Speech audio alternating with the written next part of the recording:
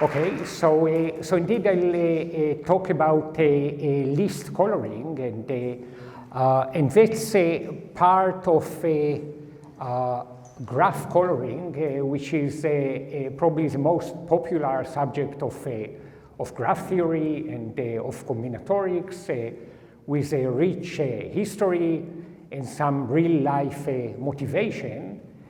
And let me start with the relevant definitions, and then I'll tell you some maybe not so recent results, and I'll try to tell you something also about more recent results. So here is a basic notion of graph coloring. I'll be talking about graphs. My graphs will usually be finite and undirected. So a graph is a set of vertices, finite set, and a set of edges, which are pairs of vertices which are connected by an edge. And you see here an example of a graph. This specific one is called the Petersen graph.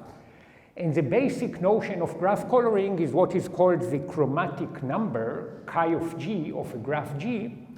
So this is the smallest number k, so that it is possible to color the vertices of the graph by k colors, such that adjacent vertices that are contained in an edge, get different colors, right? So here you see an example.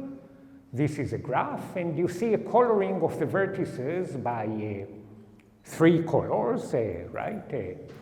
Red, blue, and green. And you see that every 2 adjacent vertices here have distinct colors. And this is indeed the chromatic number of this graph, namely we cannot color the vertices by a smaller number of colors because this graph contains an odd cycle, for example, this cycle of length 5 that you see here, and along an odd cycle, a cycle of length 5, we cannot color the vertices by 2 colors properly, so that adjacent vertices get distinct colors because they will have to alternate, but this is odd, okay? So this is a basic notion of a chromatic number, and this appears a lot in real-life applications, in scheduling problems, when we have some constraints about what pairs of items can get assigned to the same class or the same color, and okay, now there is an extension of this, and this is what is called the list coloring, and this is the following. So it's a little bit more complicated definition, but let me try to go through it. This is called the least chromatic number of a graph. This is denoted by chi sub L of G, if the graph is G, and this is the minimum number k, so that whenever we assign to every vertex a list of k colors, and now they don't all have to be the same set of colors, then it is always possible to color the vertices properly, namely adjacent vertices will get distinct colors, by assigning to each vertex a color from its list, okay? So if indeed, as I told you, graph coloring problems appear naturally in real-life situations, then it's natural to expect that these problems will also appear naturally because we often will have some constraints about which colors we are allowed to use for which vertex. Okay? So this is this definition. And this notion was introduced independently by Vizing and by Erdős, Rubin and Taylor in the late 70s. Let's see. So from the definition, it follows quite easily that for every graph, the least chromatic number of it is at least the chromatic number, because we might assign the same list of colors to all the vertices, and then it is a chromatic number, but the least chromatic number should be good for any assignment of this. So it is at least as large, and in fact, a strict inequality is possible, and I even wrote here that very strict inequality is possible, and we'll soon see what I mean by this very strict inequality. But here is the smallest example of a graph in which we have a strict inequality. This is a complete bipartite graph with 3 vertices in each color class, so it's the graph that you see here. You see the chromatic number of this graph is 2 because we can color all the vertices on the left by one color and all the vertices on the right by another color, and this will be a proper coloring. But what I gave here is an assignment of a list of size 2 for each vertex so that it is impossible to color the graph properly from these lists. And the lists that we use are just, we have 3 colors denoted here by 1, 2, 3, and we take the 3 possible lists are 1, 2, 1, 3, and 2, 3, and we assign these lists to the 3 vertices on the left and also to the 3 vertices on the right, and you see here, you see if we have to assign to each vertex a color from its list, then we will have to use at least 2 distinct colors for the left side, because one color does not appear on the list here, and the same for the right side. So we will have 2 colors on the left, 2 colors on the right. They will have an intersection because they are both subsets of a 3-element set, and this intersection will mean that we color the vertex on the left and the vertex on the right by the same color, and namely the coloring is improper. Okay, so it means that that here strict inequality holds, and it's not difficult to show that lists of size 3 for each vertex are enough always. I mean, we can just check cases, but if you want a more sophisticated proof, if for every vertex we have a list of size 3, and we decide randomly for each color if we are going to assign it to the left side or to the right side with equal probability, then for each vertex, the probability that we will not be able to color it is exactly 1/8, because it means that each of the 3 colors of its list were assigned to the other side. But there are only 6 vertices here, so the probability to fail is only 6/8, which is less than 1. This was, you don't necessarily have to follow it, it's just right. Okay, but so strict inequality is possible, but still the intuition is that really the 2 quantities should have been the same, right? The feeling is that if I have distinct lists of colors for different vertices, it only makes my life easier to choose colors so that adjacent vertices get distinct colors. For example, if the lists are completely pairwise disjoint, no 2 lists have a common color, then no matter which color from the list I choose for every vertex, then every 2 vertices will get distinct colors, right? Because so somehow the feeling is that maybe often, at least, it should be the case that the 2 are equal, and indeed quite a lot of the results and conjectures in the area are that in many cases these 2 quantities are the same. And I'll tell you something about this. Here is actually one example, so that's a result by Noel, Reed, and Wu that was conjectured by Oba. So if the chromatic number of a graph is big, is at least something like half the number of vertices, namely if the number of vertices is at most twice the chromatic number plus 1, then the 2 quantities are equal, the least chromatic number and the chromatic number, right? So you see, for example, that if the chromatic number is 2 and the number of vertices is at most 2 times 2 plus 1, namely 5, then the 2 are equal. So that shows that indeed the example we showed before of this graph with 6 vertices is the smallest example for which we could have an inequality, right? Okay, but still, let me talk a little bit about this very strict inequality. So in fact, the following very general result holds. If we have any graph, and it just has lots of edges, and what I wrote here is that the average degree is at least d, so think about a large average degree. Degree is a number of edges that is incident with a vertex. So a typical vertex has lots of edges incident with it. Then already, if d is big, then the least chromatic number has to be big. So it has to be at least some constant times the logarithm of d. So the graph may well be bipartite graph with chromatic number 2. All the vertices are on the left and on the right, and all the edges go from left to right.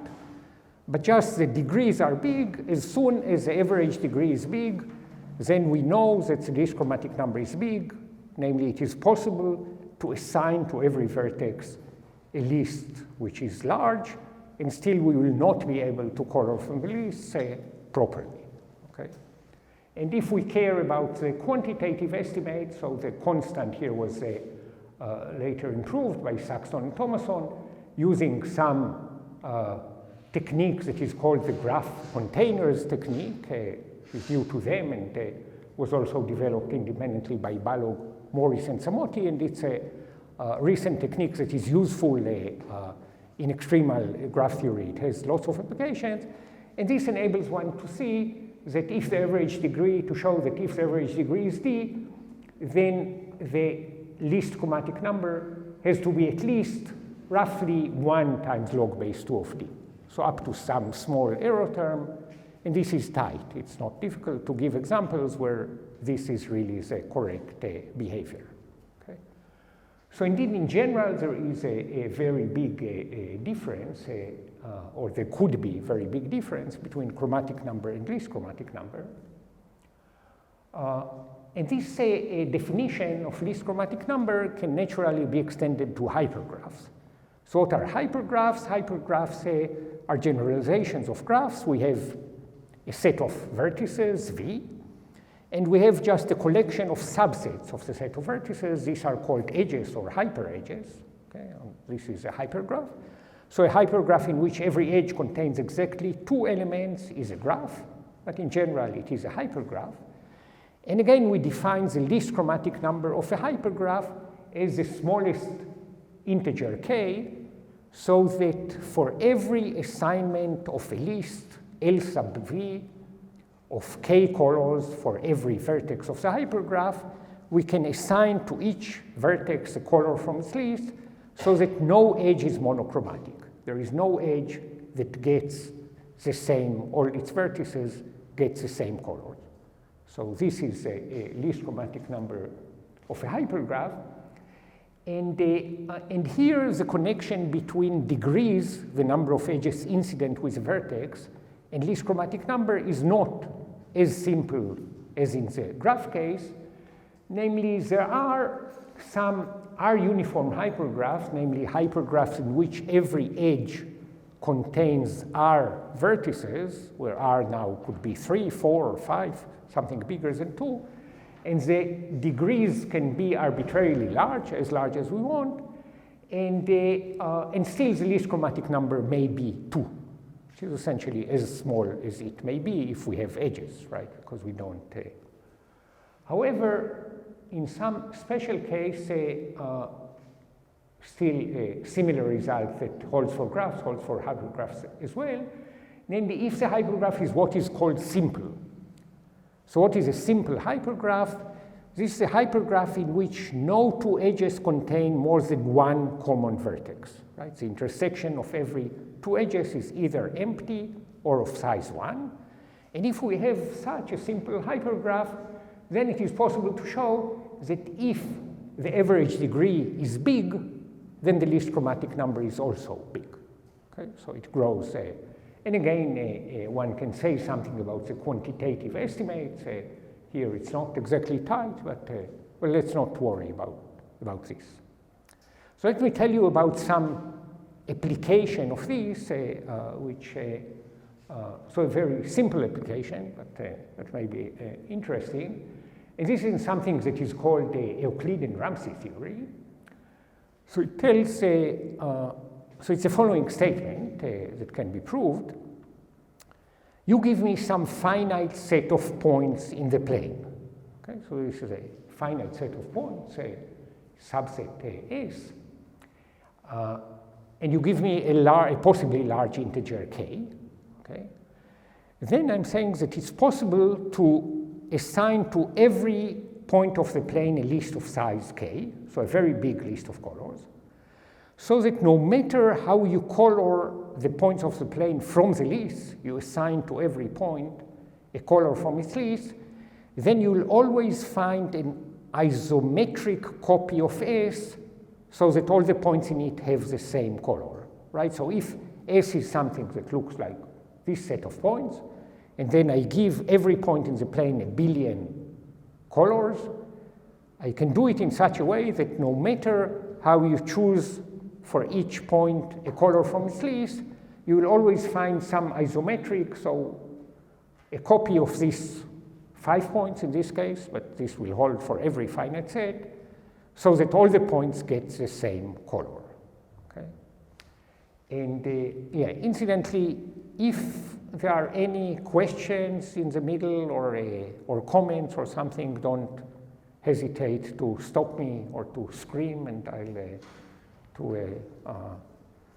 to have any objections or comments. So it's okay.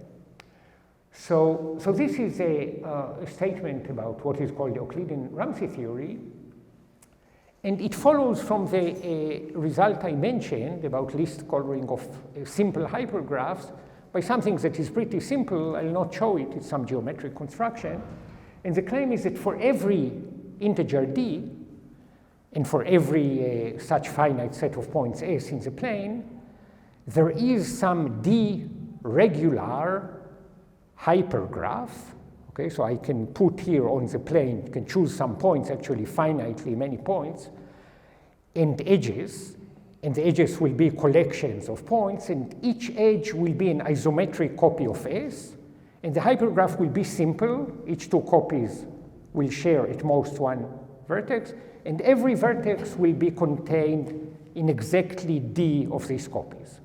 And if d is very large, then because the least chromatic number grows together with the degree, then there is a possibility to assign big lists to the points, so that no matter how we assign to each vertex, each point, a color from its list, we get an isometric copy of S.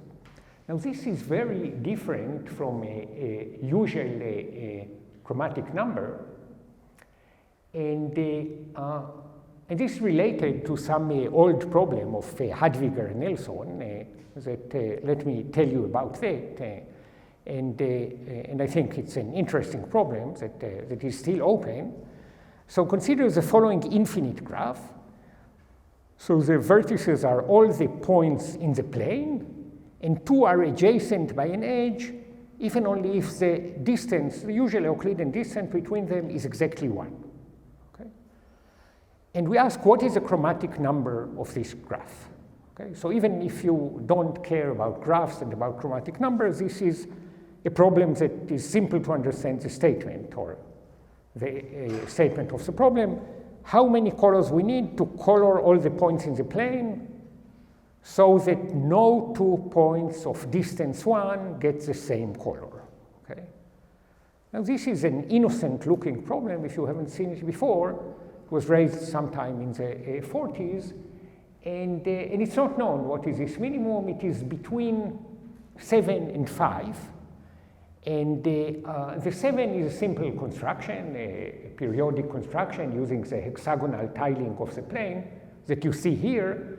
So we take this hexagonal tiling and we have this periodic coloring by 7 colors, and we choose the numbers so that the diameter of each hexagon, like this, is just a little bit less than 1.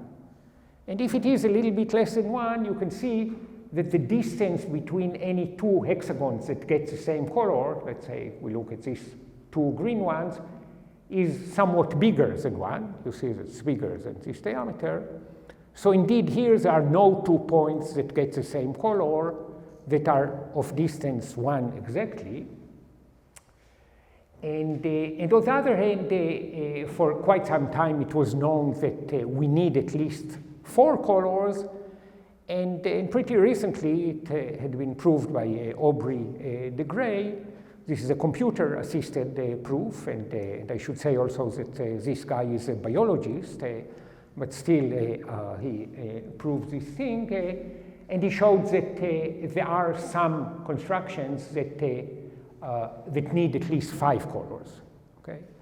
I should say, by the way, that to prove a lower bound, So the chromatic number of any infinite graph by some sort of compactness argument is really, you don't have to take the infinite graph. It just, there is always a finite graph that needs already the same chromatic number if it's finite. So we can consider just finite collections of points in the plane where we join two by an edge if the distance between them is 1. So we just had to give some specific finite example, but this finite example is pretty big, but okay. Now you see that because of what I said before, for every set S, then the least chromatic number, so the chromatic number of this graph, the unit distance graph, is between 5 and 7, but the least chromatic number is infinite, right? There is a way to assign to every point in the plane a list of a billion raised to the billion colors, so as large a number as you wish, so that no matter how you pick to each point a color from its list, then you will have two which are unit distance apart and have the same color. And moreover, this is true not only for a unit distance, but for any finite configuration of points, right? So the unit distance graph just corresponds to the case of 2 points with distance 1 between them, and we want to find an isometric copy of it, which is monochromatic.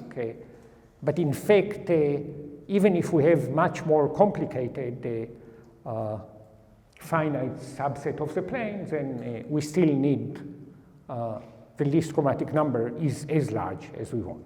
So there is a big difference between chromatic number and least chromatic number. Let me talk a little bit about least edge coloring, because so now we want to color edges of a graph instead of vertices, and that's also something that has been considered quite a lot. And this is the definition of the least chromatic index of a graph, so that's denoted by chi prime sub L of G. This is the smallest k, so that whenever we assign to each edge a list of k colors, then it is possible to assign to each edge a color from its list, so that edges that have a common point get distinct colors. Okay? So this is called the least chromatic index, and it's really the least chromatic number of what is called the line graph of the graph G, but let's not worry about that. So we are just coloring edges instead of vertices. And despite what we have seen about coloring vertices, here's the belief is that lists and no lists behave the same. And it seems that once you think about these things for a while, this is a very natural conjecture, although it's still open. And one thing that shows that it's very natural is that it was conjectured independently by lots and lots of people, starting with Vizing in the late 70s, but then pretty much everybody who thought about these problems came to this conjecture independently. And this says that when we are coloring edges, then lists and no lists are the same. So if we can color the edges of a graph by 10 colors so that every 2 adjacent edges get distinct colors, then we can also do it whenever you give each edge a list of 10 colors. So that's a conjecture, it's not known. But it is known in many special cases, and I wrote here, actually I think these are all the cases for which it is known. Let me go through them. So here is one that looks pretty special, but I'll try to convince you that it's interesting. So it says that the conjecture holds for what is called cubic bridgeless planar graphs. So what is cubic? This is a 3 regular graph. We have a graph, and we have exactly 3 edges incident with every vertex. Now, bridgeless means that every edge is contained in a cycle, and planar means planar. We can draw the graph on the plane so that there are no intersection between edges. Okay? So this looks like a very special case, but somehow it is well known, so that's a result of Tate from the end of the 19th century. And it is known that the four-color theorem, the fact that the chromatic number of any planar graph is 4, which is by far the best known result in graph theory, and actually the reason for many of the much of the development of graph theory over the years. So this is equivalent to the statement that the edges of every cubic bridgeless planar graph can be colored by 3 colors. So this is without this, right? And therefore, what is written here is actually something that is a generalization of the four-color theorem. So because of this, it's an interesting statement. There is some extension of this for class 1 regular planar multigraphs. Let's not worry about this. It's true for bipartite graphs, for complete graphs with an odd number of vertices. So these are graphs in which every 2 vertices are connected by an edge. It is true for complete graphs with p plus 1 vertices whenever p is a prime, even or odd prime, but I guess even prime is less interesting and is also covered by this result. And the recent result shows that it is true for any graph which is what is called line perfect. But let's just say, I don't want to say the definition, but it's another class of graphs. So these are all the graphs for which equality is known. And it is also, there is also a pretty old asymptotic result by Kahn that says that for every graph whatsoever, in fact for every multigraph as well, we can allow parallel edges. If the chromatic index is big, then the least chromatic index is not much bigger. So up to 1 plus least low 1, the 2 quantities are equal. Maybe the conjecture is that they are exactly equal, but what this says is that if one of them tends to infinity, is at least a million, let's say, then the other one maybe is not more than 1 plus epsilon times a million. Okay, so this is okay. Good. So now I'll tell you something about related to list coloring. So 2, maybe more results from more recent papers that deal with list coloring, and I'll try to tell you why the problems considered here are interesting. So the first one is from a recent joint work with Raimundo Briceno, Nishan Chandgotia, Alexander Magazinov, and Spinka. And it's a problem whose motivation comes from statistical physics, so let me tell you something about that. And I should say, by the way, that whenever I have a new part here, I'm starting something new. So even if you lost me so far or lost interest, you can start listening again because this is something that I start from the beginning. Okay. So here is let me denote by ZD the infinite graph of the d-dimensional lattice. So just the points are the lattice points of the d-dimensional lattice. So you can think about the plane or the space or d dimensions, and 2 are adjacent if they differ in exactly 1 coordinate by exactly 1. Right? Okay. So this is a bipartite graph, and it's 2D regular, because from every point we can add 1 in each coordinate or subtract 1 in each coordinate. So in the plane, for example, it's 4 regular. And we want to consider proper vertex colorings of these bipartite graphs by Q colors. Now we can color it properly by 2 colors. It's a bipartite graph. We can color according to the parity of the sum of the coordinates, but we can also consider Q colors, and there are reasons to do so, to consider these colorings. This comes from statistical physics. So we can think about the vertices as atoms or molecules of a crystal, and each atom has a magnetic spin that can take one of Q possible values. This is what is usually called the Potts model. And for antiferromagnetic material, adjacent spins, they tend to be different. Okay? So they want to be different. And in what is called the zero temperature limit, then this tendency becomes absolute. So they really are different, which means that they correspond to a coloring. So really proper Q colorings of this d-dimensional lattice represent what is called the zero temperature antiferromagnetic Q-state Potts model. And here is a picture. This is, I guess, Q equals 2, which is, in fact, the Vizing model, so it's a special case. And you see that here the spins can be up or down, so they have two possibilities. And spins that are adjacent want to be or have to be different. So here it's just, okay. And we are interested in what is called mixing properties of these colorings, because they represent some assignment of the values for the spins, so some specific situation of this physical system.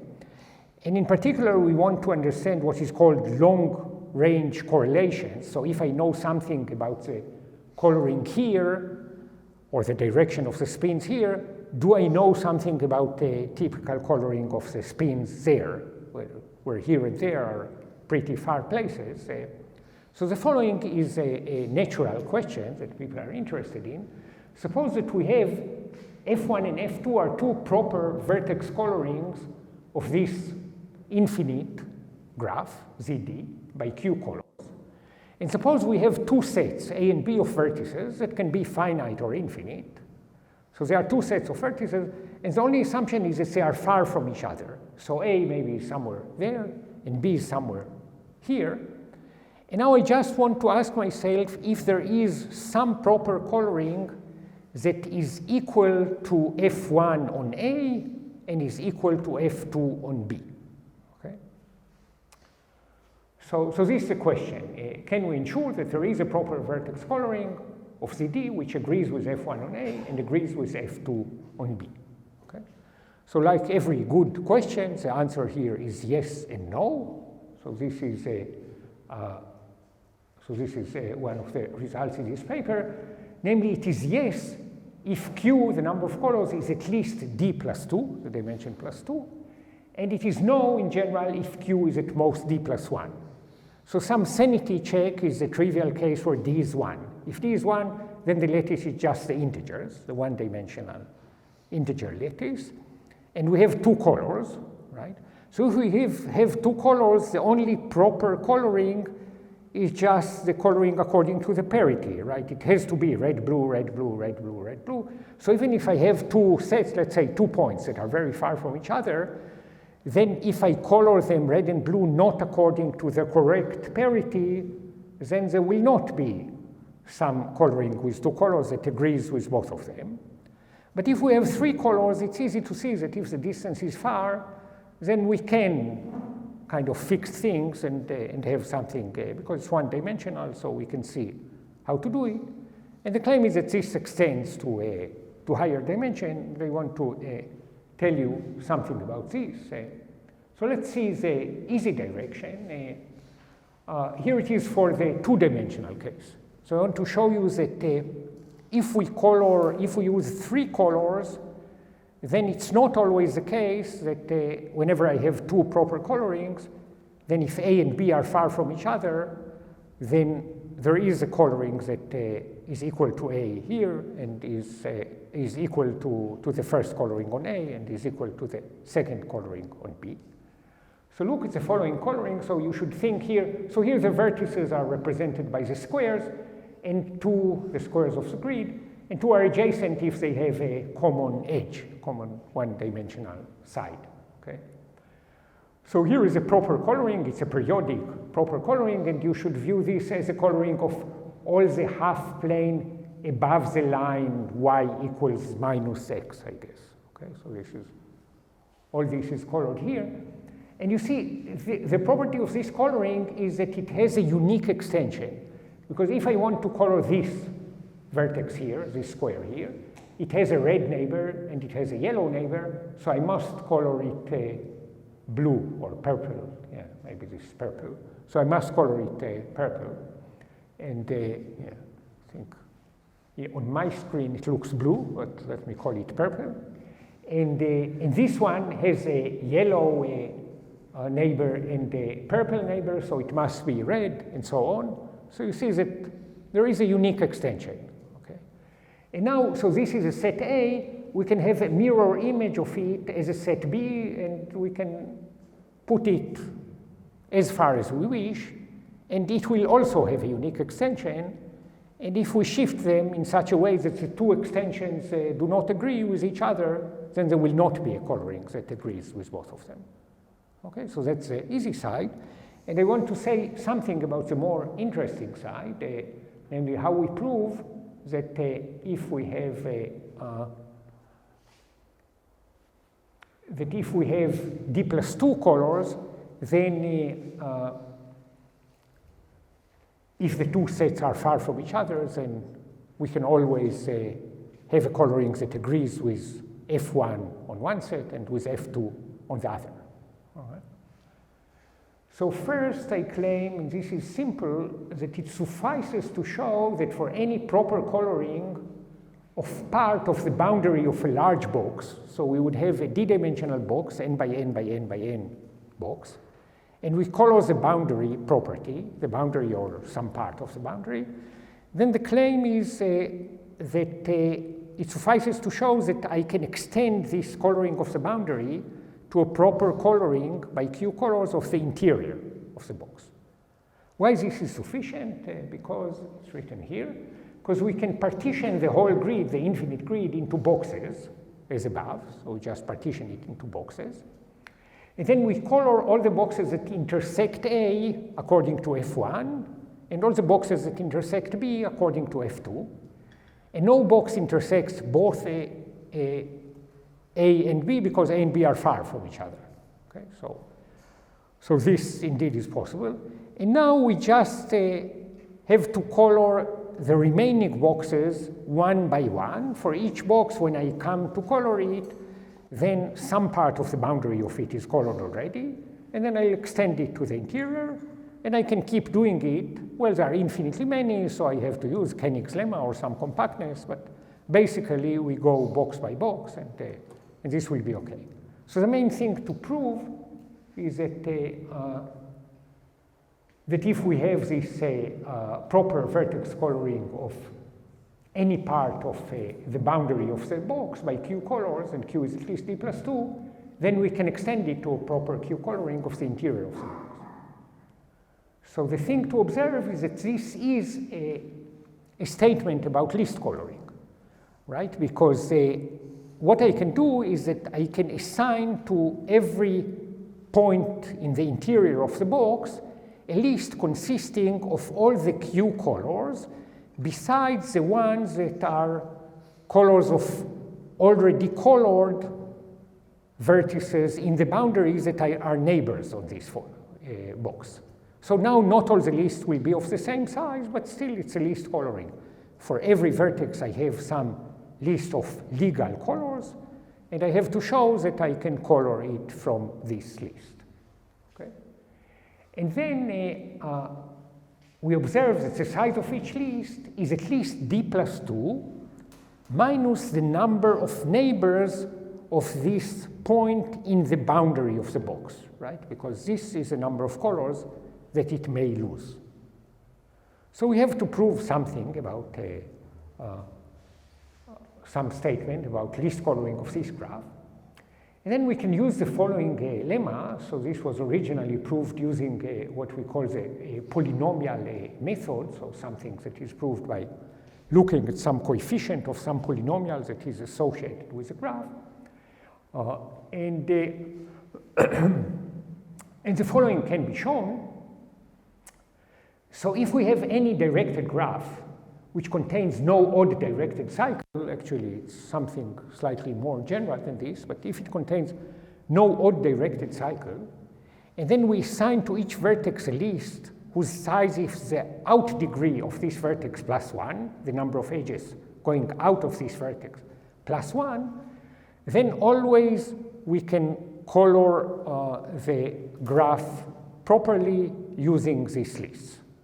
Okay, so this is one lemma. And the second lemma is we would want to show that indeed a proper orientation of our graph of the of this interior of the d-dimensional box has this orientation. So there is a simple lemma that can be proved using Hall theorem or network max flow min cut theorem, that an undirected graph has an orientation in which the out degree of vertex v is what we want, is something like dv, if and only if for every set of vertices u, the number of edges spanned by u is at most the sum of the out degrees we want the vertices in u to have. So it is simple to see that this is a necessary condition, and it's not too complicated to show that this is also sufficient, but let me not go through it. And then we have to show that indeed the graph that we care about, this interior of the box, has some orientation. This is what I wrote here. So this takes a few pages of a proof, but it can be shown that indeed we can orient the graph consisting of the vertices of the n cube in such a way that the out degree, of course there will be no odd directed cycle because the graph is bipartite, it contains no odd cycles at all, no matter how we orient it. And we can orient it in such a way that the out degree of every vertex will be d plus 2, at most d plus 2 minus the number of its neighbors in the boundary. Okay? And this would give us what we want. Okay? So finally, the last topic I want to consider briefly is from another recent paper, and that's with Matija Bucic, Tom Calvari, Eden Kuperwasser, and Tibor Szabo. And this is called the least Ramsey numbers. Now, usually it's not a good idea to give a definition, especially a long definition, in the last 10 minutes of a lecture, but let me try to do so anyway, and it's not, hopefully it's not so bad.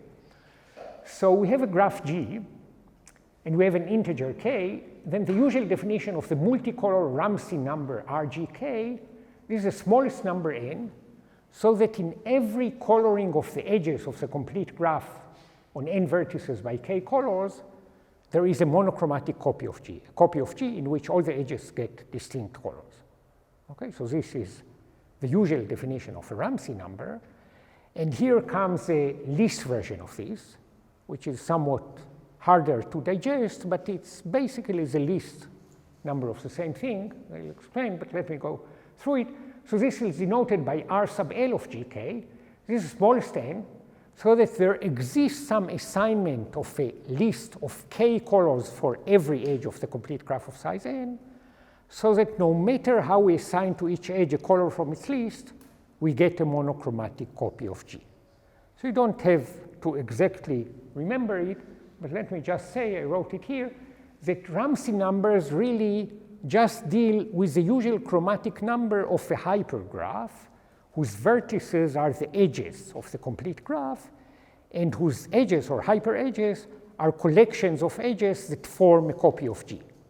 So this deals, so Ramsey number is just a question about the chromatic number of some hypergraph, and this least version is exactly about the least chromatic number of the same hypergraph, right? So again, what we want to understand if the two are equal, because as I told you, some of the intuition suggests that in many cases, lists do not make a difference.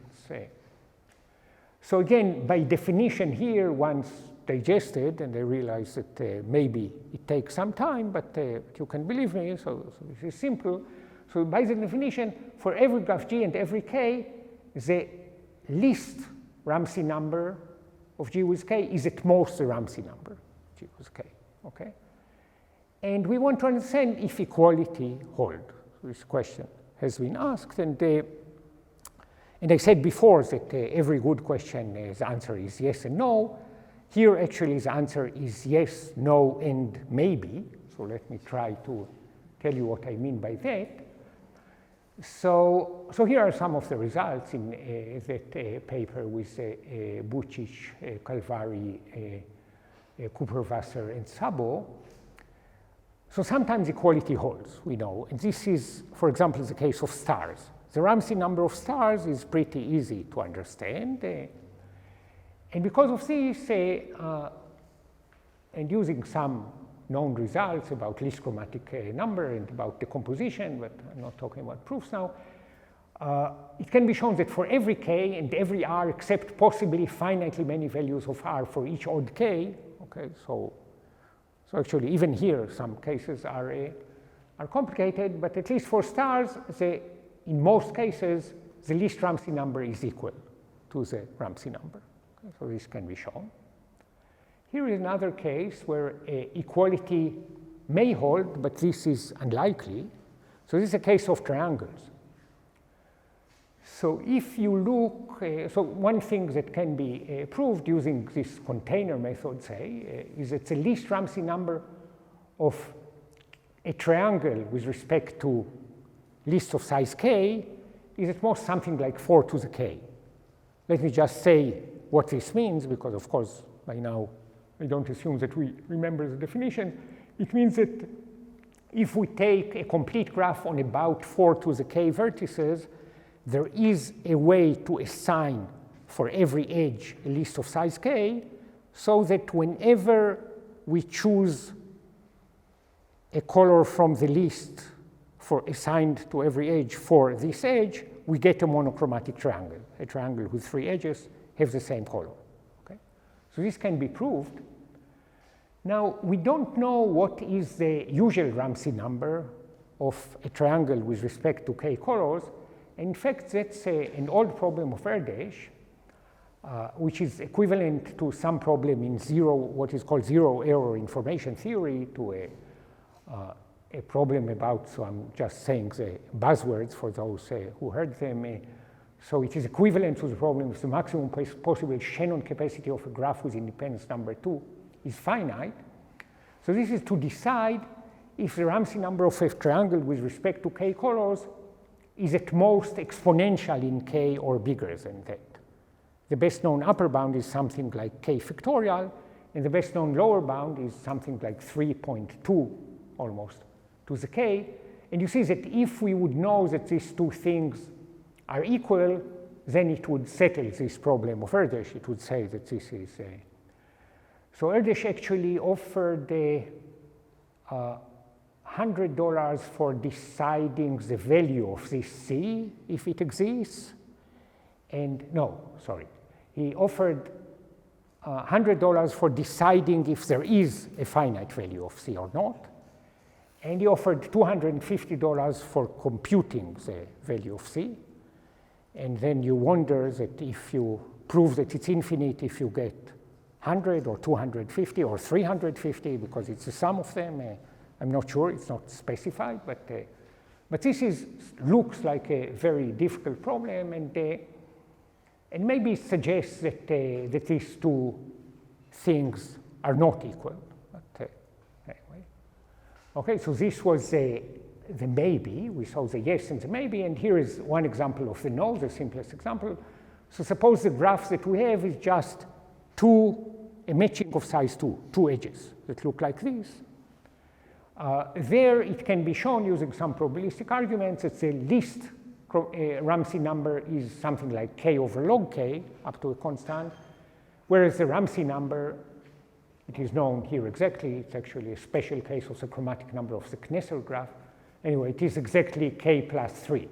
So the two are very different from each other for large k. And so it means that sometimes these two are equal, sometimes they are not, and it will be interesting to understand when they are equal and when not. Let me finish by mentioning some problems, if I can. Right. So, I already mentioned this least coloring conjecture for every graph, every multigraph even. when we color edges, lists do not make a difference. With a conjecture, it will be nice to know something more about it. What I said about this list Ramsey number, is it true that for every complete graph K and every number of colors K, lists do not make a difference? So I mentioned the triangle case. It seems unlikely that this is the case. For very small cases, one can check that they are equal, but it's hard to do it for bigger cases.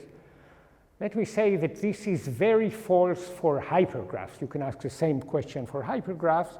And for hypergraphs Ramsey numbers, there is something called the stepping up lemma of Erdős and Heinal.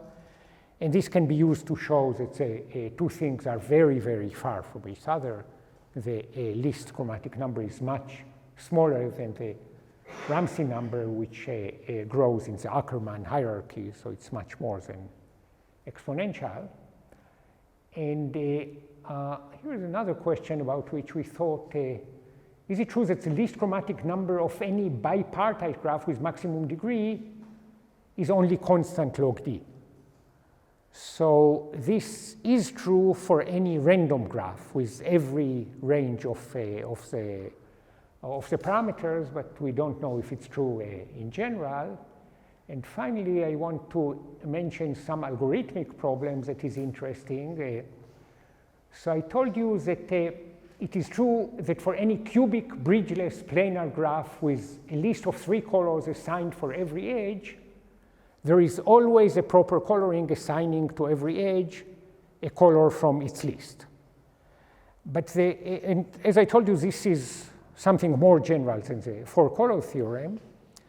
But unfortunately, the only proof we know goes through this polynomial method. So there is some way to assign a polynomial to a graph and to compute some coefficient of this polynomial to show that it's non-zero.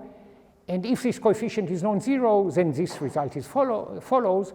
And the proof that this coefficient is non-zero follows from the 4-color theorem somehow, because this coefficient, you can interpret it combinatorially, and therefore it's true.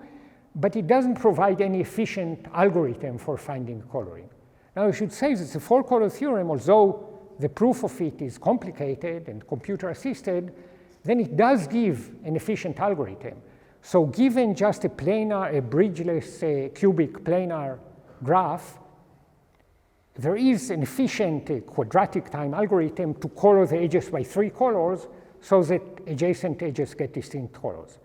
But if we have lists and we have to color from the lists, then we know that always it is possible to do it. Therefore, we can check all possibilities if you want. But can we do it in polynomial time? So can we do it efficiently? So this is somewhat an intriguing question. There are people considered in general these complexity classes consisting of problems where we know the answer to the decision problem, but it looks hard to solve algorithmically the search problem, right? And this is possibly one example. And with this, I'll finish showing you the picture. So this is a picture showing that the least chromatic number of the bipartite graph K327 is bigger than 3. You see here lists, and you cannot color from the lists. Okay, thank you.